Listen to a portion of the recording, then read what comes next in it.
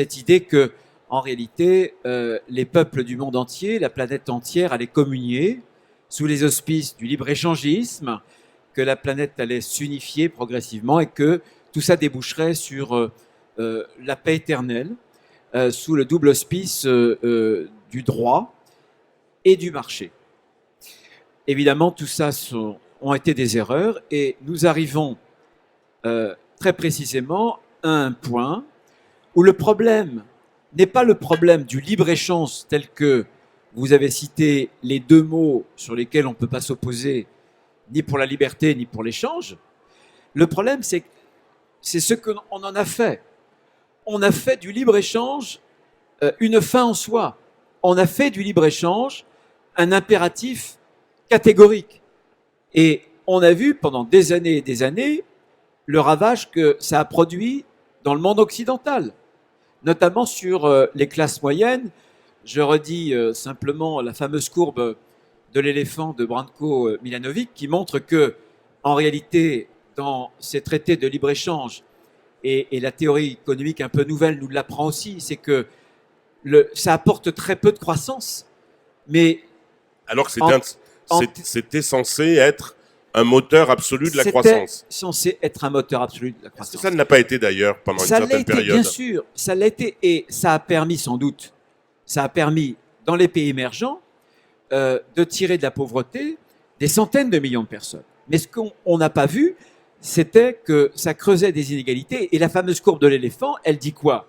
Certes qu'il y a des centaines de millions qui ont émergé de la misère, mais au détriment des classes moyennes, notamment des pays occidentaux. Et c'est ça qui est important. Et je le vois bien avec le Mercosur, c'est une évidence, le CETA, c'est une évidence, mais ces traités de libre-échange appartiennent au passé. Ils appartiennent au passé, la France n'en est pas encore aperçue, l'Europe non plus. Ils appartiennent au passé parce qu'ils portent une conception d'une mondialisation heureuse. Et on n'en est plus là, notamment pour les ravages au niveau sociaux. L'industrie. Nous sommes le pays d'Europe qui s'est le plus désindustrialisé. On est dans un salon qui est fabuleux. C'est de tous les pays en Europe, la France qui a sacrifié le plus d'emplois industriels, activités de production. Et aujourd'hui, notre agriculture est menacée. Et il y a quelque chose à voir avec les gilets jaunes. Parce que l'industrie, pour 70% de nos entreprises industrielles, étaient dans la France périphérique. Parce que les salaires dans l'industrie sont plus élevés que les salaires notamment qui les ont remplacés dans le tertiaire et dans le service aux personnes. On a remplacé des salaires à 40 000 euros en moyenne par an par des salaires à 28 000 euros, ou alors par le chômage. Donc il est dépassé parce qu'il porte la conception, je pense, d'une mondialisation qui est dépassée. Il porte la conception aussi d'une vision assez peu démocratique. Tous ces accords se négocient à l'écart des peuples. Je vais vous apprendre quelque chose. Le gouvernement aujourd'hui est tenté de ne pas faire passer en deuxième lecture le CETA au Sénat. Tout simplement parce que j'ai indiqué que mon groupe, très majoritairement, voterait contre. Et donc, sans doute que si le CETA passe au Sénat, et j'en suis même quasiment sûr, il y aura un niet. Et pour l'instant, le gouvernement, parce que la décision du Conseil de l'Union qui approuve le traité, qui approuve ensuite sa mise en application provisoire, n'a pas donné de délai limite. Donc on pourrait avoir un provisoire qui dure sans que le Parlement n'ait dans sa complétude. Je vous rappelle qu'on est en système bicaméral. Il y a l'Assemblée soit, mais il y a aussi le Sénat. Donc je pense que pour toutes ces raisons, c'est une conception dépassée, la conception d'une mondialisation heureuse, la conception d'accords qui se sont arrangés à l'écart des peuples, la conception d'un monde aussi dans lequel on n'a pas de limites. Et je pense que le monde dans lequel nous sommes aujourd'hui, on le voit sur la planète, sur l'environnement, je pense que l'acceptation des limites est quelque chose d'absolument fondamental. Sinon, on va détruire la planète. Sinon, on va détruire nos sociétés. Alors, avant de passer la parole à Perico et on abordera un peu les problèmes d'agriculture qui nous intéressent beaucoup, je vais me faire un peu l'avocat du diable. Il y a une forme de paradoxe d'avoir ici un représentant d'un mouvement qui est en général associé, à tort ou à raison, au libéralisme économique, qui s'exprime quasiment comme un représentant de la gauche de la gauche. Non, mais je le fais un peu exprès, mais là, il y a quand même un ton qui n'a pas été pendant très longtemps le ton et le type d'analyse que l'ancienne UMP ou le RPR, autant glorieux de ceux qui ont un petit peu plus de 40 ans dans cette salle connaissent, c'était pas véritablement la doxa de votre mouvement. Alors, est-ce que c'est une position personnelle de Bruno Retailleau, une analyse personnelle de Bruno Retailleau, ou est-ce que même à droite, pour employer ce terme qui veut plus dire grand-chose, mais utilisons-le par commodité, même à droite, les yeux sont en train de se dessiller sur un certain nombre de réalités du monde contemporain. Je ne peux pas engager toute ma famille politique parce qu'elle a beaucoup de nuances, comme vous le savez bien, dès que vous lisez la presse, vous écoutez la radio, que vous lisez d'abord Marianne, bien sûr. Ce que je veux dire, c'est que moi, je me définis plutôt comme libéral. Je pense que nous sommes montrés dans un monde où il faut protéger la liberté des pathologies de la liberté. On pourra en parler tout à l'heure, mais c'est la même chose. On proteste contre les GAFAM en France. On voudrait réguler les GAFAM. C'est très difficile. Et on est en train, par la loi Avia, de demander aux algorithmes conçus par les GAFAM de prendre la main sur la censure. On est devenu fous. Et on est français. On devrait être attaché à la liberté d'expression. Moi, j'aime la liberté d'expression. Et c'est pour ça que je voterai contre et que le Sénat modifiera, bien sûr, la loi Avia. Maintenant, pour répondre précisément aussi à la question. Je pense que la liberté a été dévoyée par une exaltation très libérale, libertaire de cette liberté.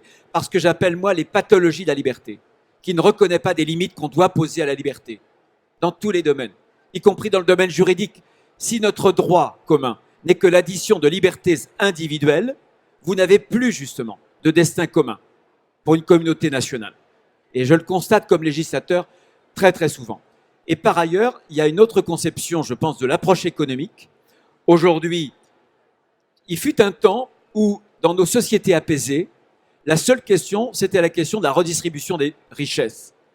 Nous sommes entrés dans un temps qui est le retour du tragique, qui est la fin de l'histoire, où précisément le questionnement des peuples ne porte pas seulement sur ces questions matérialistes, mais où tous les peuples occidentaux se posent d'autres questions plus fondamentales qui touchent au principe même d'organisation de nos communautés politiques. L'économie, donc, ne devient qu'un moyen. Autrefois, elle était une fin. Aujourd'hui, c'est la politique qui commence à reprendre le pas, j'espère, sur les modalités que sont les modalités économiques. Et c'est là qu'est la très, très grande différence. Il y a des stratégies de puissance aujourd'hui. Partout, on voit bien que la mondialisation est en train de se reconfigurer dans des continents. Il y a le retour du rapport de force. Et pour moi, ce qui est important, notamment sur l'économie, je reviens sur les traités de libre-échange, c'est pas tellement de savoir comment est-ce qu'on peut imposer au monde, et on ne le peut pas d'ailleurs, un dogme, une doxa européenne de la liberté qui soit justement non faussée, une concurrence non faussée, totalement libre. On serait d'ailleurs les seuls à l'appliquer. L'important, c'est de défendre nos intérêts nationaux. Je sais que je vais en choquer quelques-uns. Mais si nous renonçons, la France, à défendre nos intérêts nationaux, moi, je suis élu par le peuple français. Je suis mandaté, non pas pour défendre je ne sais quels intérêts européens extérieurs. Bien sûr, moi, je crois à l'Europe et je crois que dans beaucoup de domaines, notamment, j'ai fait des propositions cette semaine sur l'intelligence artificielle. Bien sûr qu'il faut, parce que l'union fait parfois la force, se regrouper entre partenaires européens. Mais on est dans un monde qui a changé. Ça n'est plus le primat de l'économie, c'est le primat du politique. Les logiques de puissance sont à l'œuvre et précisément les tensions commerciales qu'on voit s'exercer entre M. Xi Jinping et M. Trump nous dessillent les yeux et nous montrent que le monde dans lequel on est lourd de menaces, mais que justement, on ne doit pas être naïf et qu'il y a d'autres. La politique aujourd'hui, c'est autre chose que l'économie. Et que, en tout cas, la vie d'une société ne peut pas être contenue uniquement dans la vie économique d'un peuple. En d'autres termes, on ne peut pas mesurer l'espérance d'une communauté de citoyens simplement au taux de croissance. Perico Légas, la France était une puissance agricole exceptionnelle au lendemain de la Seconde Guerre mondiale. Elle l'est toujours. Le libre-échangisme aurait dû être pour l'agriculture française et pour l'industrie agroalimentaire qui s'est constituée après une chance exceptionnelle. Or, notre agriculture, je vais faire court, est en déshérence, elle est malade, elle est affaiblie. On se pose des questions sur l'industrie agroalimentaire française. Pourquoi ? D'abord, est-ce qu'on est toujours une puissance agricole ? Et pourquoi ce malaise ? Pourquoi cette fragilité ? Pourquoi ces failles ? Alors que, sur le papier, on aurait dû profiter à fond des accords commerciaux tels que le libre-échangisme les a ouverts pendant des décennies. Depuis que la civilisation est civilisation, tous les grands principes doivent être soumis à des règles de fonctionnement. Je prends l'exemple du suffrage universel. Condorcet le disait bien, le suffrage universel sans l'éducation des citoyens conduit à la dictature des imbéciles. Vous avez parlé de libre-échange, de libéralisme. Il n'y a pas de libre-échange si la concurrence n'est pas loyale, s'il n'y a pas de loyauté dans la concurrence. Et nous sommes aujourd'hui confrontés à un libéralisme qui ne l'est plus, en tout cas dans la conception d'Adam Smith, puisque, et c'est inscrit dans les préambules des principes européens, concurrence libre et non faussée, elle n'est pas libre et elle est faussée. Donc, à la décharge des libéraux, c'est pas de votre faute. Votre libéralisme, on vous l'a tronqué. Peut-être justement par un système qui ressemblerait plus à un marxisme recomposé sur une base privatisée que sur un véritable libéralisme. Je viens à l'agriculture française. L'agriculture française aujourd'hui reste un exemple d'agriculture. J'utilise le terme de prodigieux parce que ça correspond à une réalité pratique. Et c'est dire sa puissance, puisque malgré les épreuves et les tourments qu'elle a subis, elle continue à être un exemple d'agriculture prodigieuse. C'est dire s'il y avait au départ un patrimoine important. Je reviendrai dessus tout à l'heure. Je cite souvent cet élément qui échappe au commun des mortels, mais que Bruno Retailleau va comprendre. L'agriculture française, ce n'est pas, au contraire de l'industrie, une entité économique qui engendre des sources de richesse et de profit. C'est un élément culturel, sociologique, historique, qui en plus a pour mission, en un premier temps, de nourrir la nation. Et lorsque, à l'époque où la mondialisation a commencé par des traités internationaux, ça fait longtemps qu'ils nous font du mal, lorsque la République française a décidé d'inscrire, en accord avec la communauté internationale, l'agriculture au GATT, qui était le premier accord international, on a ce jour-là mis un pistolet sur la tempe de l'agriculture française, puisque nous considérions, nous, République française, que nos céréales, nos produits maraîchers, nos viandes, nos volailles, étaient à considérer sur le marché international comme des boulons, des pinces à linge ou des bicyclettes. Et bien entendu, les paramètres qui régissent la production industrielle de produits métallurgiques ne peuvent en aucun cas être appliqués à une production qui dépend d'une météorologie, d'une sociologie, de territoire, de saison et d'autres facteurs qui interviennent. On a aujourd'hui une agriculture française. Je dis toujours, le paysan français devrait aujourd'hui, je le dis très posément, devrait être l'homme le plus heureux du monde. Parce que cette mondialisation, si elle avait été faite de façon libérale, ferait que l'agriculture française pourrait non seulement nourrir de façon exemplaire la population française et exporter ses excédents qualitatifs vers des pays qui en sont profondément demandeurs. Donc aujourd'hui, le paysan français, dont on suppose, les statistiques sont difficiles à définir, mais qu'il y en a un qui se suicide tous les 2 jours, voire un par jour, devrait être quelqu'un qui devrait être jalousé en disant ces paysans, ils sont vraiment nantis, ils ont de belles maisons, de grosses voitures, de grands revenus, ils sont heureux. Voilà. Eh ben non, c'est le contraire qui s'est produit. C'est donc bien la preuve que le libéralisme a été dévoyé. Parce qu'à échelle mondialisée, lorsqu'on a une capacité de production comme la production française, une qualité de production, une culture de production, des compétences spécifiques. Je ne parle même pas du patrimoine et de la diversité. Il est évident que nous pourrions aujourd'hui être à la pointe. C'est-à-dire que ce que l'Allemagne est devenue en tant que puissance économique par son industrie, nous aurions dû devenir par notre agriculture. J'en veux pour preuve, quand le général de Gaulle, en 1963, désigne Edgar Pisani comme ministre de l'Agriculture, en prévoyant un plan de modernisation de l'économie. À la fin du premier conseil des ministres auquel assiste Edgar Pisani, de Gaulle l'appelle dans son bureau, il lui dit « Monsieur le ministre, les Allemands vont réarmer. C'est-à-dire, comme ils sont dispensés de budget militaire, ils vont consacrer l'essentiel de leurs ressources à remoderniser leur industrie. Nous ne pourrons pas faire face. Ils auront toujours une longueur d'avance sur nous, même si nous continuons à industrialiser. Est-ce que vous pensez qu'on pourrait, avec notre agriculture, avec le potentiel qu'elle représente, le patrimoine qu'elle représente, est-ce que l'agriculture pourrait être à la France ce que l'industrie va être à l'Allemagne? Et Edgar Pisani, il l'avoue 30 ans plus tard, il est mort il y a quelques années à 97 ans, consulte ceux qui vont être les futurs responsables de la FNSEA, qui lui disent oui, c'est possible. Le concept est simple, il n'y a qu'à industrialiser l'agriculture française. Et là, on va dans le sens contraire de la direction vers laquelle il fallait aller. Il ne fallait pas mettre justement l'agriculture française sur le même plan qu'un produit industriel, mais bien garder sa spécificité puisque la demande et le type de production n'étaient pas la même. Alors aujourd'hui, je pense que malgré la tragédie, malgré les dégâts qui sont immenses, rappelons quand même que la population agricole française représente 50% de la population au début du XXe siècle. Il en restait encore 25% après la Deuxième Guerre mondiale. Ils sont aujourd'hui à peine 2% de la population. 800 000 500 000. De 500 000 et les chiffres divergent d'un syndicat à l'autre. On vous parle de 385 000. Il resterait en gros 275 000 exploitations agricoles censées nourrir 70 millions d'habitants.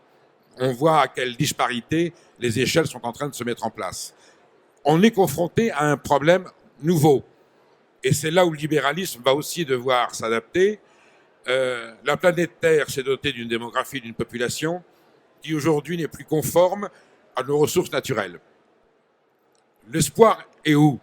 L'espoir est qu'il va falloir impérativement, et le Salon du Made in France l'intègre dans sa dialectique, il va falloir repenser impérativement nos mœurs de consommation, nos mœurs de production, nos mœurs d'exploitation de la planète et nos mœurs de consommation. Si nous acceptons d'appliquer un principe basique général du moins mais mieux, mais c'est l'action de nous tous quotidiennement. Si nous acceptons de repenser notre façon de consommer, notamment de nous alimenter, d'accepter l'idée que nous pouvons réduire notre consommation, ce qui engendre une économie qui nous permet d'améliorer la qualité de notre alimentation, c'est un vrai programme politique. C'est un petit peu ce qui était sous-jacent dans les états généraux de l'alimentation, que la République en marche et le président de la République se sont évertués à découdre, à tel point que ce grand projet, qui était le grand projet de la République, est aujourd'hui lettre morte. Si, je fais une petite parenthèse, si la Macronie consiste à avoir des idées géniales, avec des incantations formidables et des propositions courageuses pour les vider de leur sens, je ne pense pas que ce quinquennat finira dans le bonheur. Toujours est-il qu'aujourd'hui, si nous, citoyens consommateurs français, nous acceptons de repenser notre façon de consommer, nous acceptons de, redistribuer dans notre façon de nous alimenter nos mœurs alimentaires, nous pouvons redonner à l'agriculture française une chance de redevenir le fleuron de notre économie. Mais ça, nous passons à la classe politique, nous passons des institutions, nous faisons fi de la mondialisation à laquelle on s'adapte en permanence. Mais si nous, citoyens consommateurs français, nous décidons de repenser notre consommation en ne choisissant que des produits français, élevés en France, fabriqués en France, produits en France, peut-être un peu plus chers, mais comme nous aurons réduit notre consommation en nous passant des produits de mauvaise qualité, eh bien nous pouvons donner du souffle et de l'espoir aux agriculteurs français. On va revenir peut-être un peu plus tard avec des exemples très précis qui illustrent en quoi la concurrence est faussée, pourquoi la concurrence n'est pas loyale. Juste une question à Bruno. Oui, alors je pose ma question et je vous laisse rebondir sur tout. Franchement, on refait jamais l'histoire. comment aurait-il possible de ne pas signer les accords du GATT? Quelle force politique, à l'époque, aurait pris la responsabilité de ne pas signer les accords du... Reportons-nous Je précise l'agriculture, hein, que l'agriculture. Oui, non, mais bien sûr, l'agriculture. Les autres, c'est normal. On a parfaitement compris l'argument. L'agriculture, c'est pas l'industrie, c'est pas n'importe quel produit. Il y a une dimension de culture, de territoire, sociologique. Mais sur le Yaka, qui aurait pris la responsabilité à l'époque de ne pas signer les accords du GATT? Ce dont vous parlez, ce sont les accords de Marrakech qui créent l'OMC. La discussion a lieu en 93 et le vote à l'Assemblée nationale arrive en 94. Je suis député de la Vendée. Et je refuse de voter. Et votre groupe? Non mais, on dit toujours les hommes politiques, ça peut changer, le monde change, pourquoi pas. Mais je revendique de ce point de vue-là, et d'abord mes racines plutôt libérales, mais la vision que je viens d'exprimer en défendant des intérêts, je ne pense pas que l'agriculture soit comparable à d'autres secteurs comme l'industrie, parce que dans un produit agricole, vous avez l'expression d'une forme d'identité, de les paysages, une biodiversité, une façon de concevoir aussi nos exploitations agricoles. On a, nous, majoritairement encore des exploitations familiales. Comment voulez-vous les mettre, par exemple, sur le Mercosur, en concurrence directe avec des haciendas de milliers d'hectares? C'est de la folie. Première chose, première réponse. En rappelant l'anathème qui était tombé sur les parlementaires qui avaient voté comme vous à l'époque. Xénophobe, rétrograde, gauchiste. Bon. Vous voyez, c'est pas nouveau cette étiquette qui vous colle. Non. Deuxième élément, pour rebondir, on est passé en moins de 10 ans, l'Allemagne et la Hollande, la petite Hollande, étaient derrière la France en matière d'exportation, etc. Ces deux pays nous sont passés devant. Alors qu'en France, on a des agriculteurs, on a un capital extraordinaire, on a les trois grands climats européens. Le climat continental, le climat océanique, le climat méditerranéen. On cultive le blé, on cultive le riz. On cultive la pomme et on cultive l'olivier, etc., etc. Avec les meilleures races au monde, un capital génétique extraordinaire. Il y a eu une casse énorme qui vient évidemment de ces questions-là. Et il y a eu en réalité une agriculture qui a été broyée dans des mâchoires avec plusieurs paradoxes. Le premier paradoxe, c'est que on a, sous l'effet du GATT, de l'OMC, et d'une conception très doctrinale de la concurrence libre et non faussée, on a ouvert l'Europe à tous les vents et on a imposé à l'agriculture française un carcan administratif terrible. Vous ne pouvez pas à la fois ouvrir en grand et verrouiller sur le plan administratif. C'est une injonction totalement contradictoire qui a déchiqueté les agriculteurs. Deuxième élément, au moment où on entre dans un monde où les aléas sont de plus en plus dangereux et fréquents, aléas climatiques, aléas économiques, aléas politiques, les cours varient. Et c'est à ce moment-là que l'Europe choisit pour se débarrasser des instruments de régulation. Deuxième paradoxe. Troisième paradoxe, l'Europe fait en sorte qu'elle ait des lois et des directives antitrust, et du coup, on a livré à 4 ou 5 grandes plateformes de distribution des milliers, des centaines de milliers d'exploitations et 10 000 PME. En clair, on a accepté une hyperconcentration des plateformes de distribution en refusant aux producteurs français de s'organiser en filière. Ça a été ça. Donc ces trois paradoxes ont écartelé l'agriculture française. Allez voir, peut-être l'avez-vous vu déjà, Au nom de la terre. J'en suis fier parce que ma région des Pays de la Loire a sponsorisé le film, puisque c'est la Mayenne, etc., un des 5 beaux départements des Pays de la Loire, département très, très rural et aussi très agricole. Donc voilà au point où nous en sommes. Ce que je veux simplement dire pour compléter ce que disait Perico Légas, c'est que moi je crois, parce qu'on est la France, je dis oui au local, mais non au localisme. Oui au local, c'est-à-dire que, là encore, ma région est une des régions qui a le plus converti d'hectares au biologique. C'est sans doute la région qui a le plus de signes qualitatifs, labels, etc., de toutes les régions françaises. Donc nos agriculteurs ont fait d'énormes efforts, franchement. Mais d'un côté, vous avez des circuits courts, il le faut, mais la France doit rester un pays ouvert. Parce que la France est une façon d'habiter le monde, parce que la France est le soin du monde, parce que la France, si elle se claque-mure entre toutes ses frontières et qu'on ne pèse pas dans le monde, alors qu'on a des atouts extraordinaires, ça ne sera plus la France. On doit exprimer ce que nous sommes. Notre être collectif nous porte à l'universalité, et dans cette universalité, il y a une dimension économique qu'on doit prendre à bras-le-corps parce qu'on a une quantité de produits de qualité, et je ne vois pas pourquoi on abandonnerait tous les marchés extérieurs aux autres alors que nous, on a des atouts.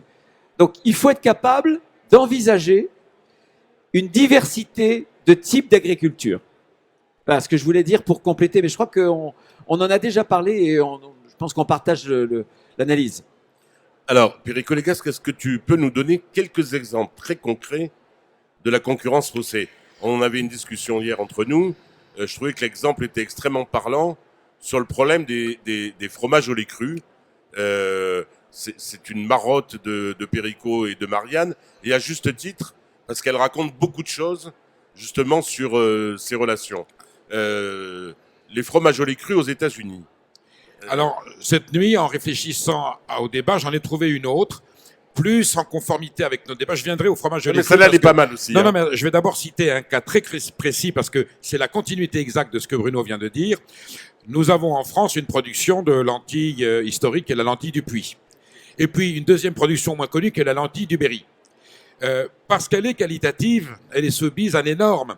Ces normes sont des conquêtes du consommateur, sont des progrès des pouvoirs publics, sont des avancées agricoles parce que on respecte à la fois l'environnement, on améliore la qualité du produit, il est meilleur en goût, il fait du bien au paysage dans lequel il pousse et il rétribue le producteur qui le cultive.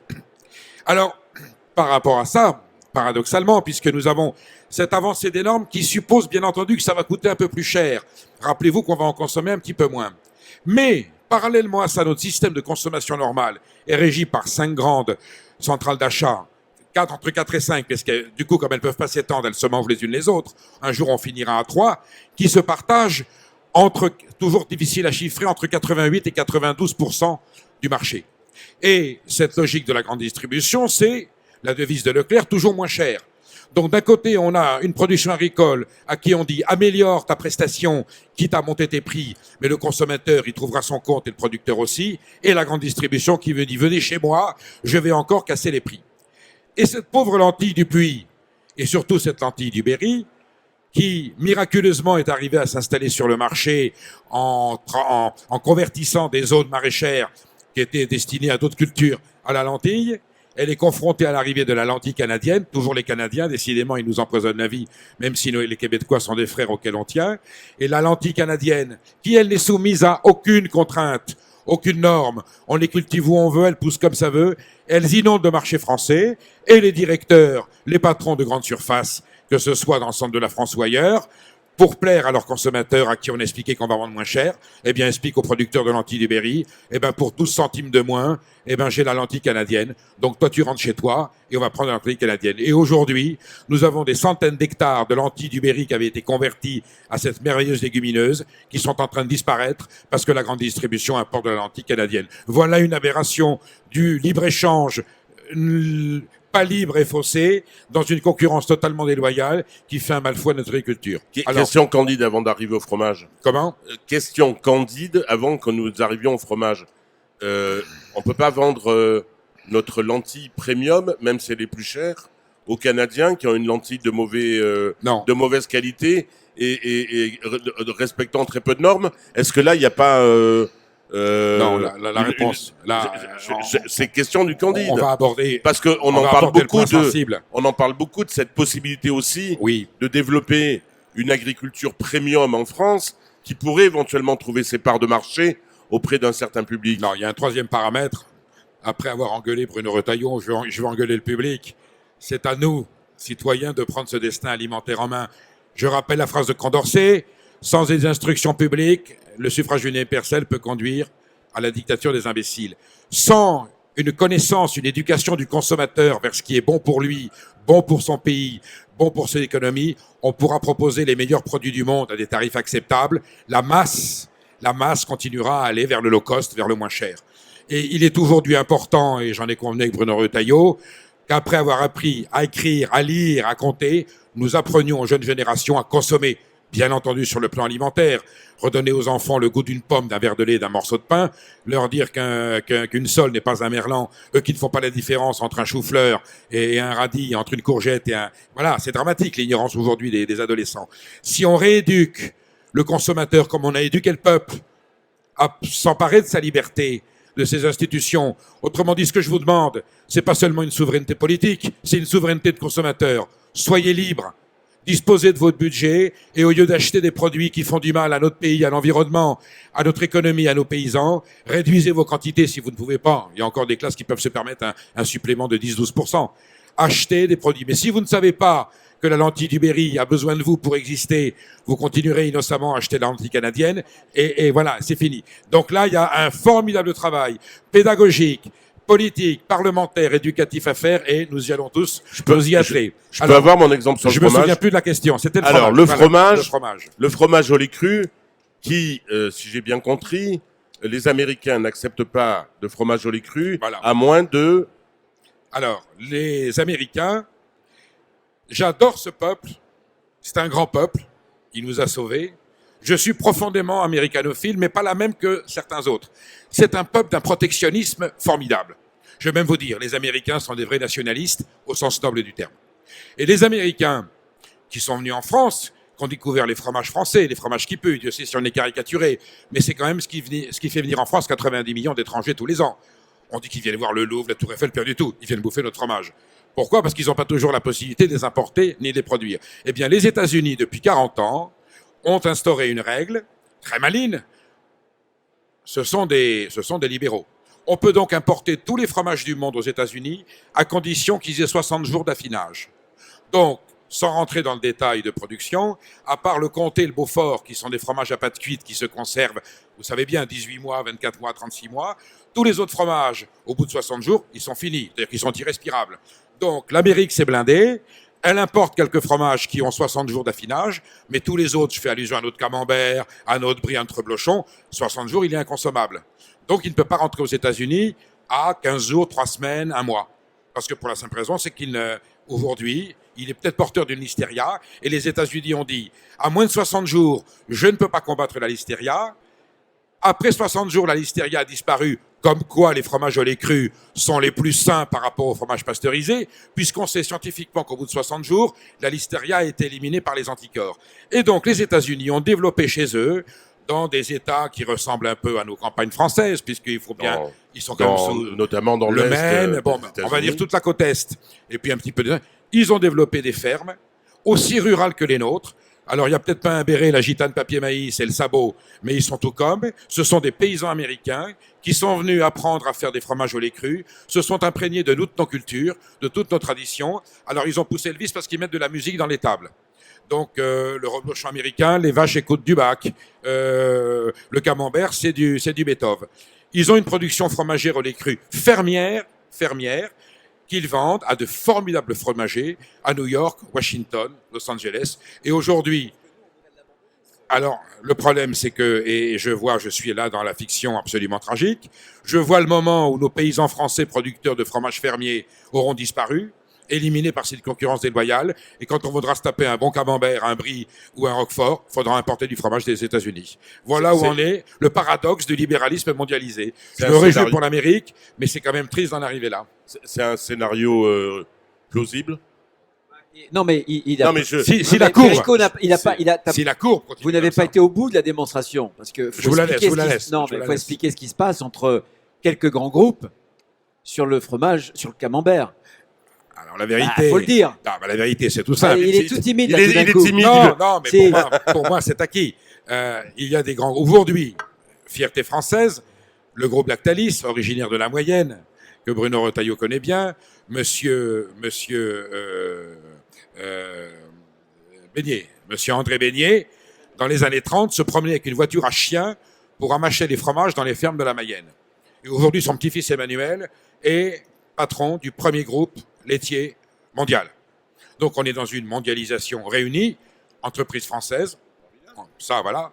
Sauf que, à cette échelle de mondialisation, comme on est dans une logique totalement industrielle, autant le groupe Beignet a été longtemps le défenseur des fromages au lait cru, et certaines appellations ont été sauvées par Michel Beignet, le père d'Emmanuel, qui sauvait des fromageries qui étaient en faillite, et il les sauvait, il les rachetait pour qu'elles continuent à produire du fromage au lait cru.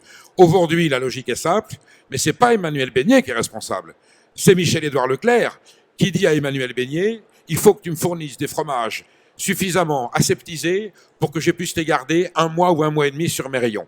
Parce que s'ils sont périmés trop tôt, je suis obligé de les jeter et la perte est pour moi, elle n'est pas pour toi. Donc fais-moi des fromages industriels à très longue conservation.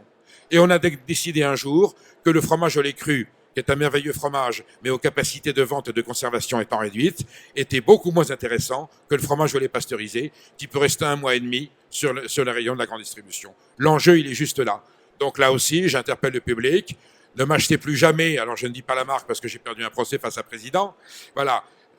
Donc au lieu de manger 10 présidents de merde par mois, vous mangez 4 camemberts au lait cru, vous l'aurez payé un peu plus cher, votre budget fromage sera le même, mais vous aurez sauvé une agriculture, vous aurez préservé une culture, vous aurez servi une tradition et donné à manger à un paysan qui se donne du mal pour préserver notre patrimoine. Ça, c'est un message politique, voyez. Et c'est toujours le président qui trinque. Je vais toujours me faire l'avocat du diable pour reprendre l'exemple Lactalis. Lactalis, formidable réussite. Formidable, je vais jusqu'au bout, formidable réussite. Ils ont acheté des groupes étrangers. Parmalat. Ils ont acheté des groupes étrangers. Ça veut dire, certes, c'est des opérations capitalistiques, mais qui permettent, en profitant effectivement du libre-échangisme, d'être présents dans les supermarchés aux États-Unis, dans le monde entier, en Chine, etc. Voilà, le contre-exemple. Ah non, mais moi, Sans parler je ne parle pas des dégâts intérieurs qu'a évoqué Perico. Hein. Voilà, Perico n'a pas dit, il a pas dit ça. Il a dénoncé un mécanisme qui a conduit un grand groupe français de dimension mondiale à vouloir tuer, si j'ose dire, une spécificité française, constitutive quand même un peu de notre culture française, gastronomique, Dont il fut le qui défenseur. est quand en plus. même inscrite au patrimoine Ah oui. mondial Ah oui. de l'humanité. Bon, donc ça veut dire quelque chose. Non, mais moi je suis heureux qu'il y ait des champions français. J'ai été malheureux lorsque Madame Verstager, que j'aime bien par ailleurs parce que elle était une des commissaires européens qui a été très courageuse contre les GAFAM. Tout à fait. Pour la première fois, elle a imposé des amendes, notamment à Google et à d'autres, que bien des commissaires qui étaient ses prédécesseurs n'avaient pas fait. En revanche, elle a refusé, par exemple, la constitution d'un géant du transport entre Alstom et Siemens. Ce qui fait que demain, on aura en face des champions, non plus européens, mais chinois, qui nous croqueront tout cru. C'est ça que... C'est cette doxa de cette concurrence libre et non faussée qui nous emmène dans le mur. Et je pense que quand on aime la liberté, on aime la loyauté, évidemment. Ce que je veux dire pour rebondir aussi sur Perico, sur l'agriculture tout à l'heure, si ça va très mal dans les campagnes françaises, c'est parce qu'il y a 2 grandes déceptions. Il y a eu la loi Egalim.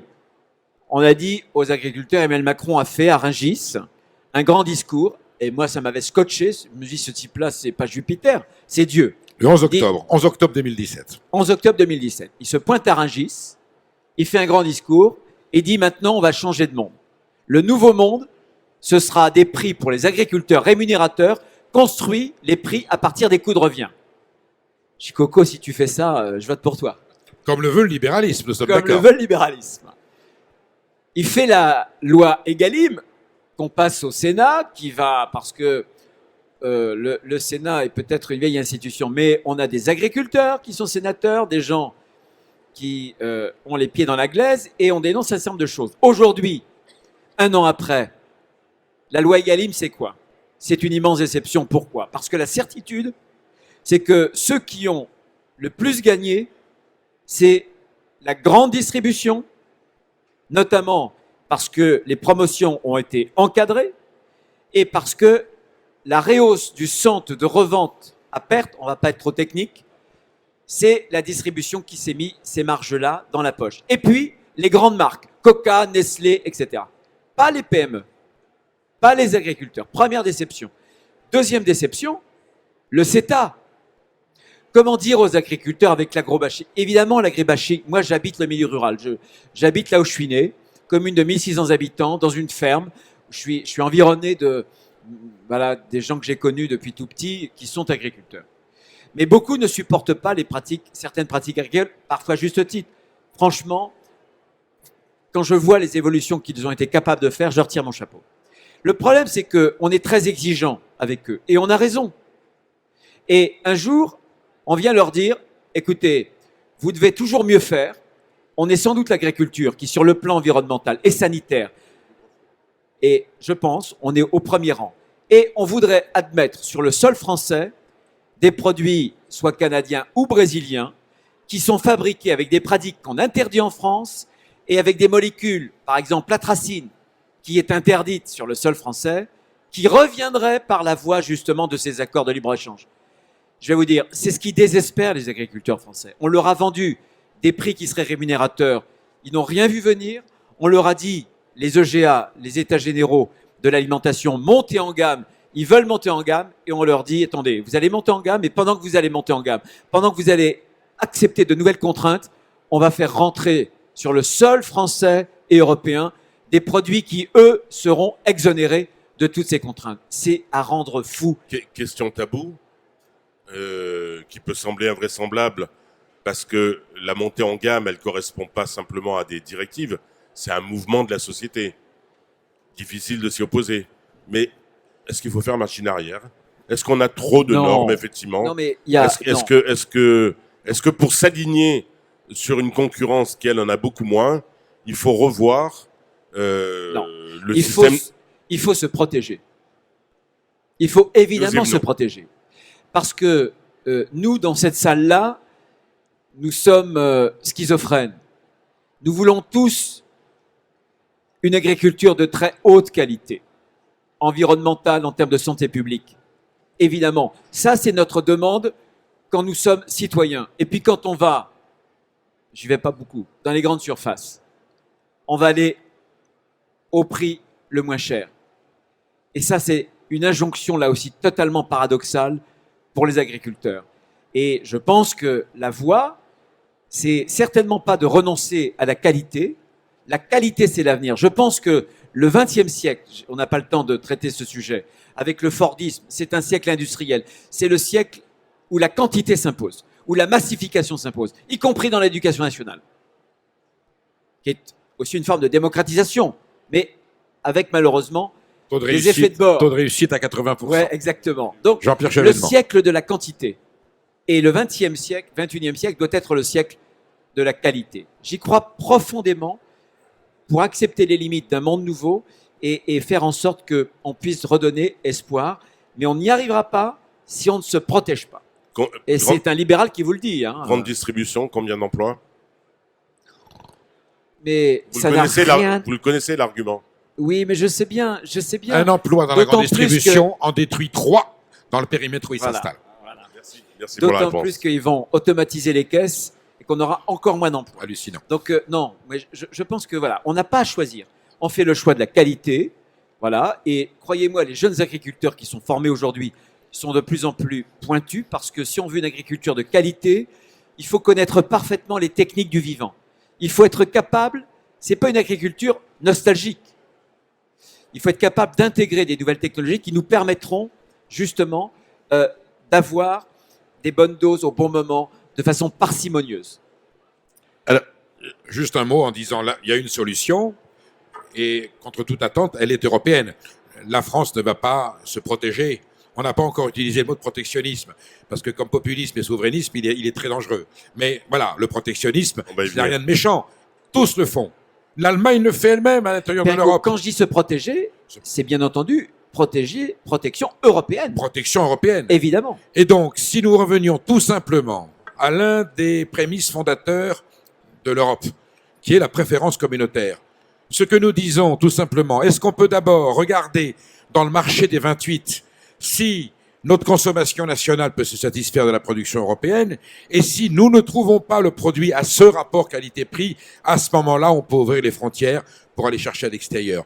Mais tant que nous avons à l'intérieur de la production européenne le produit qui correspond aux besoins, à la demande tarifaire du consommateur européen, tout produit qui viendrait en concurrence déloyale sera taxé. Et c'est là où l'Allemagne et la France et la Grande-Bretagne qui va sortir peuvent dire, eh bien, le CETA et le Mercosur, c'est le contraire. Ces pays-là vont avoir 18% de taxes s'ils importent leur viande qui n'est pas aux normes ou leurs céréales. Et là, on sera dans une concurrence légale. Ça ne veut pas dire qu'on les importera pas. Mais vous, consommateurs, si vous voulez de la viande brésilienne ou de la lentille canadienne, vous la paierez 18% plus cher, auquel cas la française devient concurrentielle. Et on aura résolu une grande partie du problème. Mais Perico, ce qu'on doit faire pour l'agriculture, on doit le faire pour l'ensemble des secteurs. Moi, Bien je sûr. plaide, et j'ai plaidé avec le succès qu'on sait aux européennes, mais j'ai plaidé pour une barrière écologique au niveau de nos frontières européennes pour que on tienne compte des empreintes carbone des produits aussi industriels Voilà. et que, en réalité, cette concurrence qui est faussée, qui est déloyale, on ait une écluse écologique par une taxation de ces produits-là pour que on puisse rééquilibrer les choses.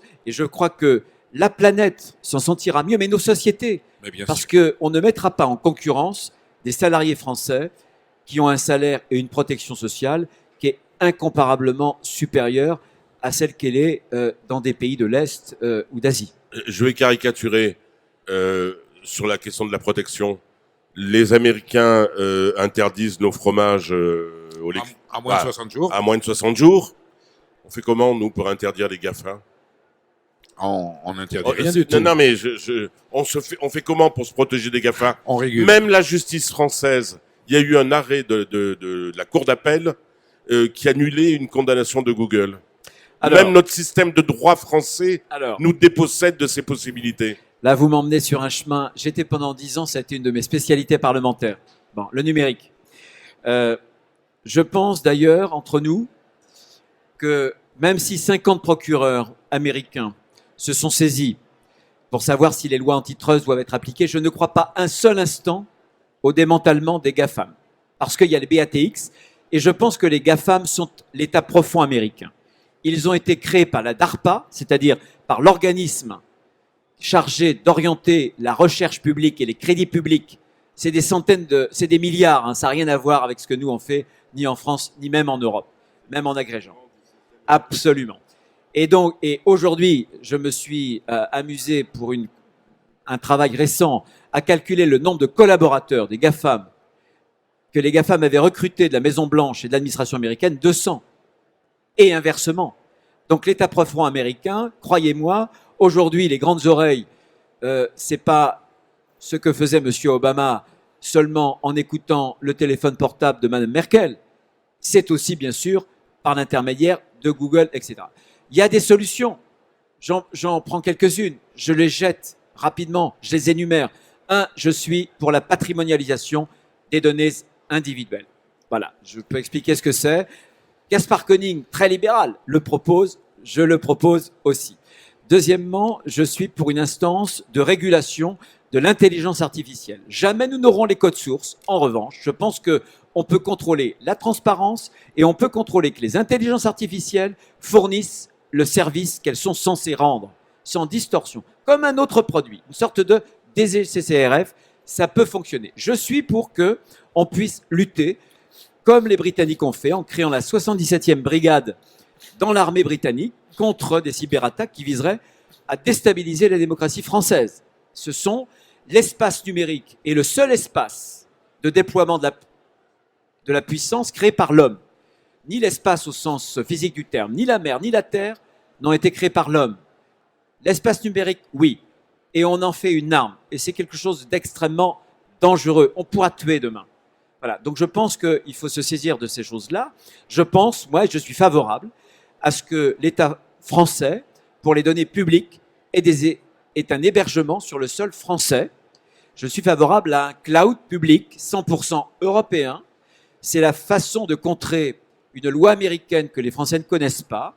Dans la suite de toutes les lois extraterritoriales, ils ont voté le Cloud Act, et le Cloud Act leur permet de venir n'importe où chercher, en dehors du sol américain, les données, y compris les données publiques. Eh bien, je pense que le moment est venu, justement, d'héberger les données publiques françaises et européennes sur des sites d'hébergement français et européens. Vous voyez, il y a plein de choses à faire. C'est une question de souveraineté. Il y a des solutions. La souveraineté, c'est la liberté. Perico, la souveraineté, c'est d'abord la liberté. Bien sûr. De maîtriser son destin pour un peuple. Et un peu de courage politique. Et beaucoup de courage.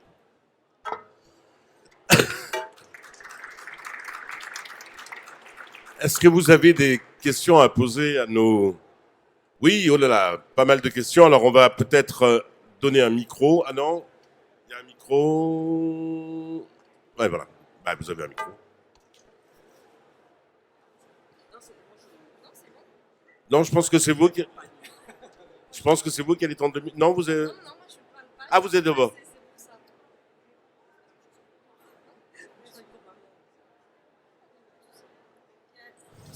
Petit malentendu. Alors, on vous écoute. Merci pour tous ces débats. J'ai beaucoup appris. Pour rebondir à la Non, non, on vous entend pas. à la phrase de conclusion, la souveraineté, c'est la liberté, mais également on est responsable. Et je vais rejoindre l'autre intervenant. Le consommateur est responsable de ce qu'il achète. C'est-à-dire, on est responsable de ce qu'on achète, de ce qu'il achète. Et moi, je fais partie de ces consommateurs. Je trouve qu'aujourd'hui, c'est très difficile d'acheter. En plus, il y a ce problème également des applications avec Yuka. Enfin bon, peu importe. En tant que consommateur, au niveau alimentaire, c'est très très difficile d'acheter. Donc votre question, c'est comment bien acheter ? Voilà. Et finalement, en tant que consommatrice, moi, je fais partie. Le message est déjà passé, je ne sais pas comment, mais je ne veux plus entendre parler de prix. Quand je vais acheter, je ne veux pas entendre le prix. Je veux d'abord savoir d'où il vient, comment il est fabriqué, comment la personne qui fabrique est rémunérée. Et je me refuse d'acheter des produits dont je ne sais, on a compris, juste madame. pour le prix. On a compris. Perico va vous répondre. Voilà, oui. Je diverge en tout point. Alors, je ne dis pas qu'il y a aujourd'hui des endroits de France où il est un peu plus difficile qu'ailleurs d'accéder à une bonne nourriture à prix acceptable. Je ne dis pas le contraire. Mais dans l'ensemble, et je parle d'expérience, je traverse ce pays à longueur de journée et on prend un territoire comme la Vendée, l'accès à une bonne nourriture pas trop chère n'a jamais été aussi large. Les commerces de proximité avec de la bonne alimentation pullulent. Il y a des systèmes comme les AMAP, il y a des marchés. Est-ce que vous vous donnez bien le temps ? Alors bien sûr, c'est chronophage. C'est pas que ça coûte de l'argent. Ça prend peut-être un peu plus de temps d'aller trouver le produit en question, éventuellement chez le fournisseur, sur un marché ou dans un commerce. Mais je peux vous dire qu'en 2019, jamais la France n'a offert à sa population un choix de bonne bouffe, alors que la malbouffe continue à progresser. Elle est partout, elle va pas mal, elle va très bien. Mais la bonne bouffe ne s'est jamais aussi bien portée. Et vous avez aujourd'hui, grâce à des conquêtes politiques, des conquêtes de consommateurs, qui proviennent de grands accidents alimentaires. La vache folle, ça a été formidable, ça nous a amené la traçabilité. Nous avons aujourd'hui, et le système Yuka qui vient de s'installer avec justement une codification des valeurs nutritionnelles de chaque produit, nous avons aujourd'hui à notre disposition des moyens d'information pour savoir d'où vient le produit, où est-ce qu'il a été fait, qui l'a fait. Mais il faut se donner un petit peu la peine de le chercher, j'en conviens. Quelqu'un qui habite à l'agglomération parisienne ou les agglomérations françaises n'a pas le droit de dire qu'il ne peut pas trouver. Mais vous pouvez trouver dans un territoire un peu excentré où il n'y a peut-être pas ce choix. Par contre, si vous êtes sur un territoire excentré, vous avez forcément une production agricole locale qui vous permet quand même, voilà. Donc, je suis un petit peu moins pessimiste que vous. Je ne dis pas que je ne sais pas où vous habitez, madame, si vous habitez. Je crois qu'on ne sait pas. Vous n'avez pas bien compris. Au contraire, j'appartiens à cette catégorie de nouveaux consommateurs qui fait, comme vous l'avez dit, je ne veux plus acheter de produits transformés. Ça, je suis d'accord, mais je vous dis que vous avez l'information pour trouver des... Oui, vous avez dit que c'est difficile mais de trouver j'ai des... aussi cette intelligence parce que j'ai été élevée d'une certaine... J'ai eu aussi un oncle agriculteur et donc je me refuse, je ne vais plus, par exemple, acheter en distribution. Mais nous parce sommes que d'accord. moi, ce qui compte Mais même pour la grande moi, distribution a fait des efforts non, énormes. ce qui compte Il y a pour des rayons moi, bio en grande c'est la distribution. qualité du produit. Oui, mais vous l'avez. Et je préfère acheter un produit plus riche qui est fabriqué d'une façon plus authentique. Enfin bon. Non, mais nous sommes et d'accord. de Nous façon sommes facile, d'accord, madame, nous avons de compris. consommer moins, mais mieux. Attendez, madame, Et on non va pas arrêter, la parce qu'il y a quantité. d'autres personnes qui veulent poser des Nous sommes questions, peut-être. Si Allô on peut donner un micro. Le micro est ici. Oui, tout d'abord, merci pour la pertinence de ce débat. Moi, je voulais avoir votre avis sur le succès de C'est qui le patron, qui est une expérience quand même de consommation où là, le consommateur s'est retrouvé face à des prix où, effectivement, en achetant du lait, c'est qui le patron, il a été convenu d'un prix où justement l'agriculteur est bien rémunéré. Et c'est une entreprise française qui se développe et on le retrouve en hypermarché. Et que pensez-vous de cette initiative ? Je m'en réjouis. C'est la preuve que ça marche. C'est la preuve que des solutions existent, qu'on peut les mettre en place, que les producteurs aboutissent à leur objectif et que le consommateur est sensibilisé à ça. C'est l'exemple même qu'il faut sortir aux gens qui vous disent « c'est pas possible, c'est difficile ». Voilà, c'est qui le patron ? C'est la définition parfaite de l'exemple à suivre. Avant de passer la parole au jeune homme, Bruno Retailleau, une question. Elle est un peu, elle est un peu caricaturale, vous allez voir. C'est quoi la priorité ? Acheter français ou se protéger contre la concurrence déloyale, ou les deux en même temps ? Non, mais les deux, Est-ce qu'on peut mener vraiment les deux en même temps ? Ah oui, bien sûr. Non, mais je disais, la France, c'est exceptionnel parce que on a les climats, on a les terreaux, on a les pratiques, etc. Il faut valoriser nos produits français. Il faut être attaché aussi à nos racines. Voilà, on n'est pas dans. Certes, certains voudraient toujours plus de mobilité, toujours plus de liquidité, de fluidité. Il y a des éléments de permanence, d'enracinement, et il faut aider nos agriculteurs. Il faut être fier aussi, bien sûr. Ce sera la dernière question. Oui, merci beaucoup. Donc, en effet, un débat très intéressant. Une question peut-être plus pour Monsieur Légas, mais de ce que j'ai compris, Monsieur Retailleau également a dit qu'il n'allait pas très souvent à la grande distribution. Simplement pour savoir, est-ce que vous avez quelque chose de positif par rapport à la grande distribution ? Je ne la défends pas, mais de savoir, dans leur histoire, s'ils ont grandi à ce point-là, et aujourd'hui, bon, ils essayent de faire des efforts, mais savoir, est-ce qu'il y a quelque chose de positif pour vous ? Je n'ai que des compliments à faire aux propriétaires de grandes surfaces. Vous savez qu'en fait, vous avez des grandes enseignes, mais chaque directeur est le patron chez lui. Eh bien, je ne compte plus les patrons de grandes surfaces qui font des efforts merveilleux. Je dis pas formidable, je dis merveilleux. C'est-à-dire travailler des produits locaux, étudier. Alors, je ne sais pas s'ils le font de gaieté de cœur ou pas. Est-ce sous la pression du consommateur ? Est-ce sous la pression des médias ? Est-ce parce qu'ils ont des parlementaires qui les serrent un petit peu ? En tout cas, il y a une avancée. Elle est loin d'être suffisante par rapport à la demande nationale. Mais je peux vous dire qu'en tout cas, la grande distribution, avec des enseignes comme Super U, originaires de Vendée, c'est des gens qui ont fait un progrès énorme. Et moi, je vais de plus en plus souvent dans les grandes surfaces parce que je sais qu'à partir d'un certain niveau de qualité, je peux trouver ce qui me convient. Pas tout, mais voilà. Enfin, il faut en tout cas, le plus important, c'est de ne pas leur dire « Ah, ce qu'on fait en France, vous prenez le train en marche, voilà. » C'est de leur tendre la main et de les encourager dans ce sens-là. On ne fera pas sans eux. On ne nourrira pas la planète, on ne nourrira pas l'Europe et on ne nourrira pas la France sans l'industrie agroalimentaire. On ne se passera pas de Lactalis. On ne se passera pas. Donc on ne va pas être dans la confrontation permanente, le rejet et la divergence. Donc quand ils vont dans le bon sens, il faut les applaudir. Et quand ils continuent à faire des bêtises, il faut leur taper sur les doigts et on s'en prive pas. Merci. Merci à Bruno Retailleau, merci à Perico Légas et merci à vous d'être venus aussi nombreux. Et bonne fin de journée. Vous avez des produits formidables qui vous attendent dehors.